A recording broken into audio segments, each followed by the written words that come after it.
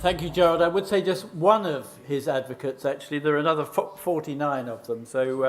I was previously Boris Johnson's advisor, and I actually prefer advocate because it seems that we can be more proactive and get out and do things and change things and hopefully have an influence on at least some of the things that were being discussed this week, because the big story for us really was the publication of London Plan. Came out yesterday. I expect a lot of the journalists here were there for the launch, and consultation starts tomorrow. And in the light of that, I've actually got two jobs for journalists. Anyone needs a bit of freelance work. Two bits of writing desperately needed in London. And the London Plan, which was published, I don't know how many people here have read it, but there's 529 pages of it. It's pretty solid stuff. Yet this is a consultation document, and actually what it needs is somebody to sit down and rewrite it in a way that the man in the street can understand it.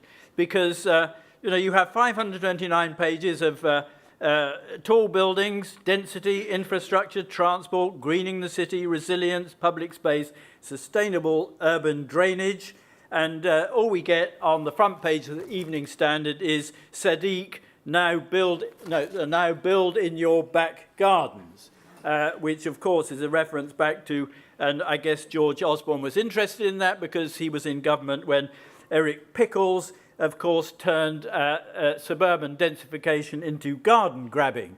And so garden grabbing is now back, and in the third paragraph of this article, an unnamed critic is quoted that Sadiq is declaring war on the suburbs.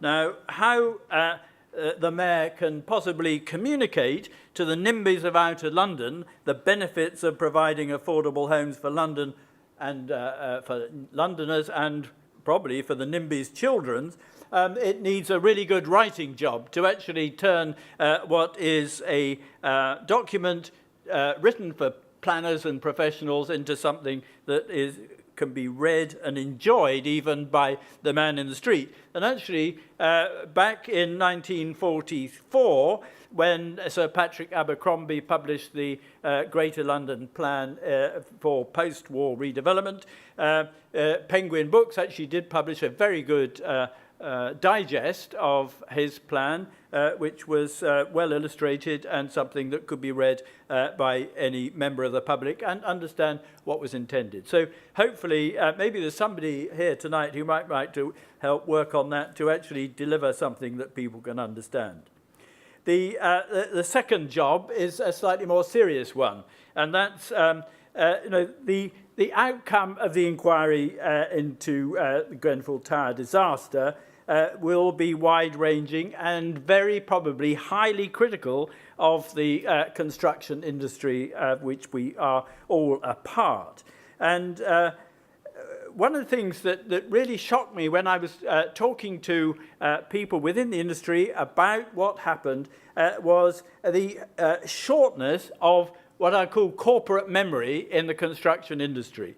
When I edited BD in the 1970s, and Hugh Pearman's here tonight, and he will remember some of the things we did then, and BD and Construction News then was really in the forefront of looking at the issues related to failures in building. We regularly ran stories about collapse of Ronan Point, Summerland fire, Fairfield fire, and I thought, when I saw the flames coming out of the Grenfell building, I had thought that those issues which we had highlighted then were somehow embedded into the consciousness of the professions involved in building. They're not. They've been forgotten. And that is not something that you would find, for instance, in the aircraft industry. You won't find it in medicine. And you only have to look at what TfL and all those involved with London Underground have actually developed in terms of the design, detailing, materials, and all the way that they operate the London Underground system now following the King's Cross fire. That changed things absolutely, and the memory of that is embedded in that industry. The construction industry does repeat mistakes time and time again, and so somebody needs to write a book. that sits on the shelves of designers, project managers, engineers and contractors that says never again.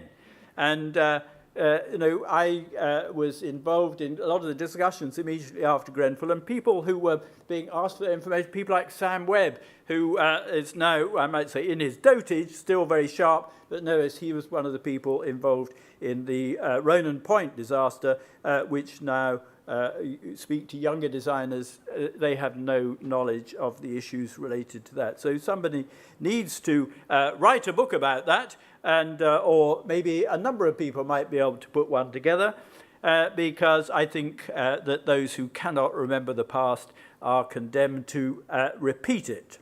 So that's just my sort of little introductory rant, and so now we're going to get on and talk about those things.